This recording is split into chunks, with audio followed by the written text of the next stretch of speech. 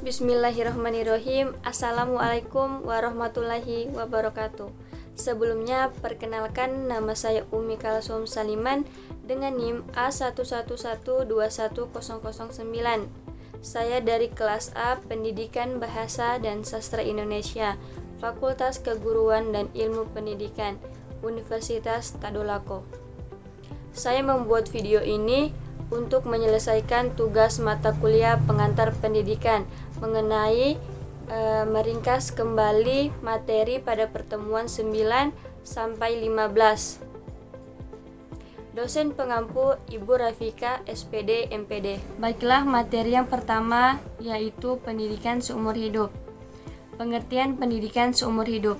Pendidikan seumur hidup adalah sebuah sistem konsep-konsep pendidikan yang menerangkan keseluruhan dan peristiwa-peristiwa kegiatan belajar mengajar yang berlangsung dalam keseluruhan kehidupan manusia. Asas pendidikan seumur hidup ini merumuskan suatu asas bahwa proses pendidikan merupakan suatu proses yang kontinu, yaitu yang bermula sejak seseorang yang dilahirkan hingga meninggal dunia. Proses pendidikan ini mencakup bentuk-bentuk belajar secara informal, non-formal, dan juga formal, baik yang berlangsung dalam keluarga, sekolah, dalam pekerjaan, serta dalam kehidupan bermasyarakat. Kemudian, tujuan pendidikan seumur hidup. Tujuan pendidikan seumur hidup yaitu mengembangkan potensi manusia secara optimal dan menyelaraskan pendidikan wajib belajar dengan pengembangan kepribadian manusia. Melalui proses pendidikan sepanjang hayat ini, manusia mampu meningkatkan kualitas kehidupannya dan mampu mengikuti perkembangan ilmu dan teknologi. Dan materi yang kedua yaitu menganalisis hubungan sekolah dengan masyarakat.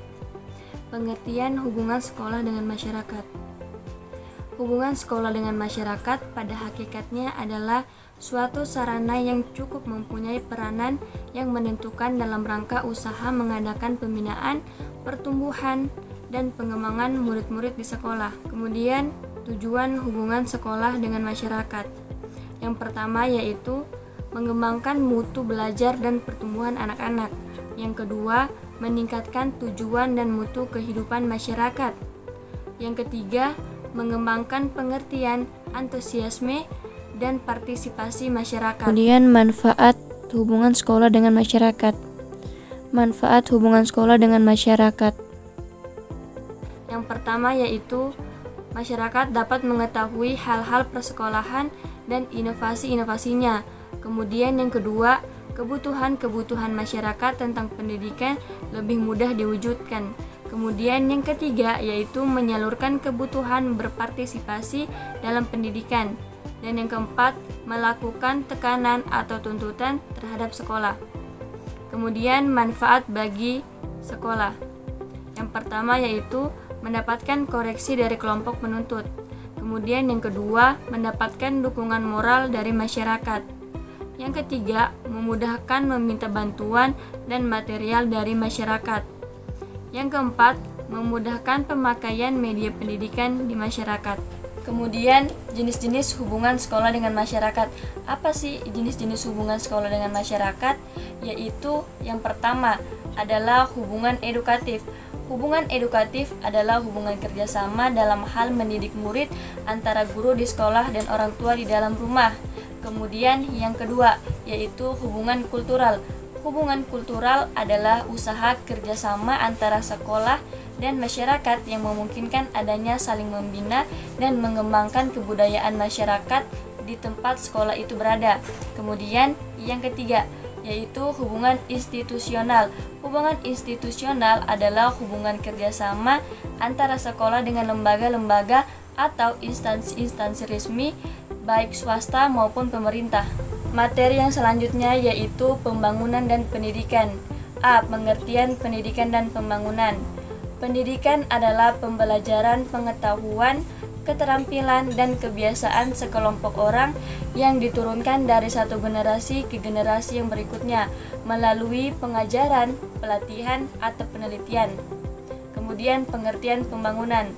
Pembangunan adalah usaha yang dilakukan secara terencana dalam melakukan perubahan dengan tujuan utama yaitu memperbaiki dan meningkatkan taraf hidup masyarakat, kesejahteraan dan kualitas hidup manusia. Esensi pembangunan dan pendidikan serta titik temunya. Esensi pembangunan bertumpu dan berpangkal pada manusia, bukan pada lingkungannya. Pembangunan berorientasi kepada pemenuhan hajat manusia sesuai dengan kodratnya sebagai manusia. Karena hanya pembangunan yang terarah kepada pemenuhan hajat hidup manusia sesuai dengan kodratnya sebagai manusia yang dapat meningkatkan martabatnya sebagai manusia.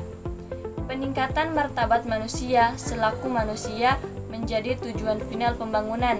Dengan kata lain, pembangunan apapun jika berakibat mengurangi nilai manusiawi, berarti ia keluar dari dunia esensinya.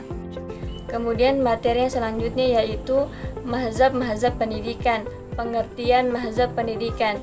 Mazhab pendidikan adalah ilmu yang akan mempelajari ilmu dunia pendidikan.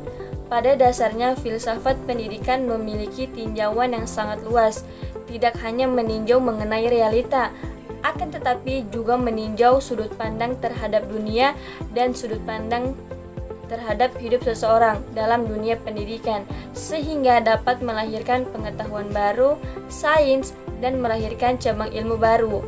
Dilihat dari proses kerjanya, filsafat pendidikan sebagai proses berpikir manusia yang bertujuan untuk memperoleh kearifan dan kebijakan. Kemudian, aliran-aliran klasik pendidikan. Yang pertama yaitu aliran empirisme. Aliran empirisme adalah aliran yang menjadikan pengalaman sebagai sumber pengetahuan. Aliran ini beranggapan bahwa pengetahuan diperoleh melalui pengalaman dengan cara observasi. Kemudian yang kedua yaitu aliran nativisme. Aliran ini berpendapat bahwa perkembangan manusia itu telah ditentukan oleh faktor-faktor yang telah dibawa manusia sejak lahir. Pembawaan yang telah terdapat pada waktu dilahirkan itulah yang menentukan hasil perkembangannya. Kemudian yang ketiga yaitu aliran naturalisme. Aliran naturalisme mempunyai pandangan bahwa setiap anak yang lahir di dunia mempunyai pembawaan yang sangat baik.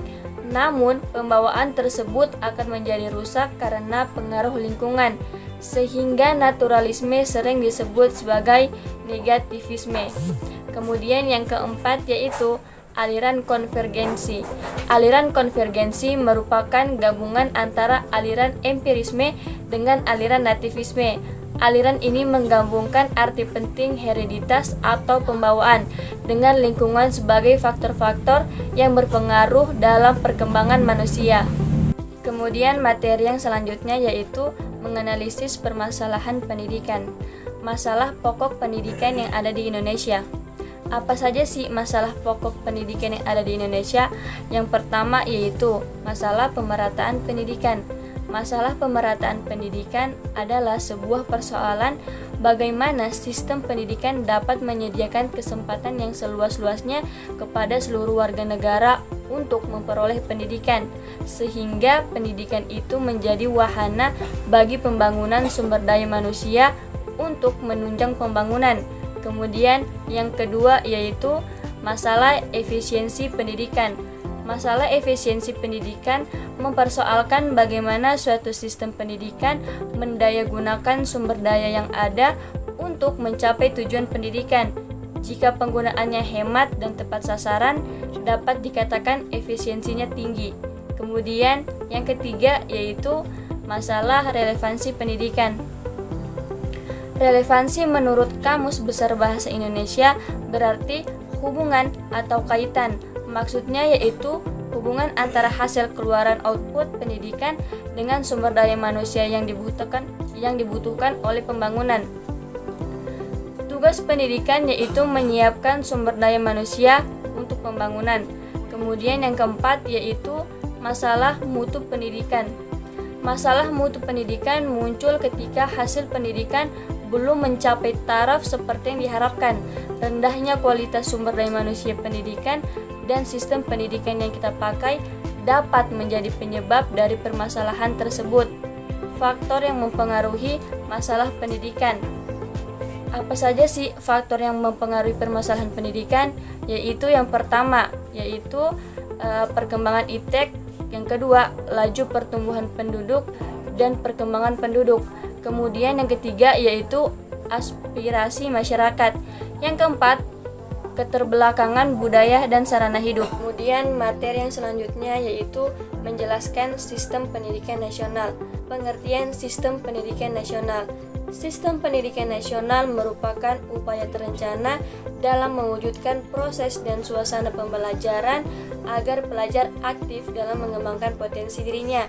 Dengan sistem pendidikan nasional ini, diharapkan peserta didik memiliki kecerdasan, akhlak, pengendalian diri, maupun keterampilan yang berguna bagi dirinya sendiri, masyarakat, maupun bernegara.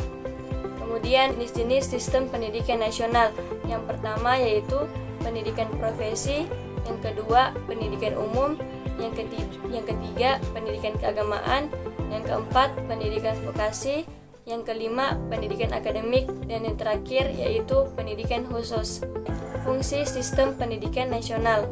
Pendidikan nasional berfungsi untuk mengembangkan kemampuan dan membentuk watak serta peradaban bangsa yang bermartabat dalam rangka mencerdaskan kehidupan bangsa, yang bertujuan untuk mengembangkan potensi peserta didik agar menjadi manusia yang beriman dan bertakwa kepada Tuhan Yang Maha Esa, berakhlak mulia, sehat, berilmu, cakap, kreatif, mandiri, dan menjadi warga negara demokratis serta bertanggung jawab. Sekian saya ucapkan terima kasih. Wassalamualaikum warahmatullahi wabarakatuh.